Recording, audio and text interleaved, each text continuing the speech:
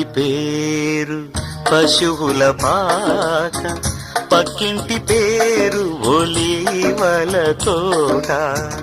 మా ఇంటి పేరు పశువుల పాక, పక్కింటి పేరు ఒలీవల తోట.